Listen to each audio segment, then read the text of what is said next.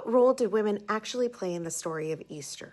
What if I told you that the first people who stayed, witnessed, and believed in the resurrection were women? And we barely talk about it because when we walk through Holy Week, we often center the male disciples. But the gospel story tells a different truth. On Good Friday, as Jesus carried the cross towards his execution, it wasn't the crowds or the disciples who stayed close, it was the women. Women like Mary Magdalene, Mary the mother of Jesus, and others who refused to turn away. Tradition even tells us that Veronica stepped forward to wipe Jesus' face in the midst of his suffering.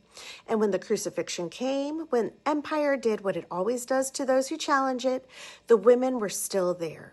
While many of the male disciples fled in fear, the women bore witness. They stayed present to the pain, the grief, the injustice.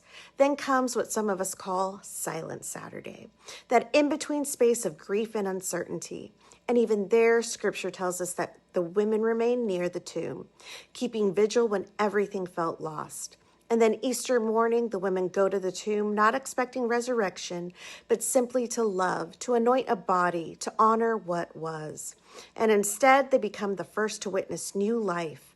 Mary Magdalene and the other women are the first to see, the first to hear, the first to believe. And when they go to tell the others, they're doubted, questioned, dismissed. And if we're honest, not much has changed.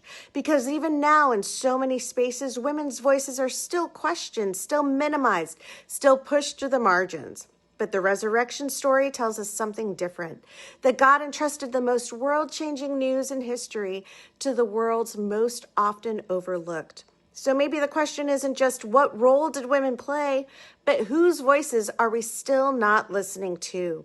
Because the story of Easter didn't begin with power, it began with presence, with courage, with women who refused to leave.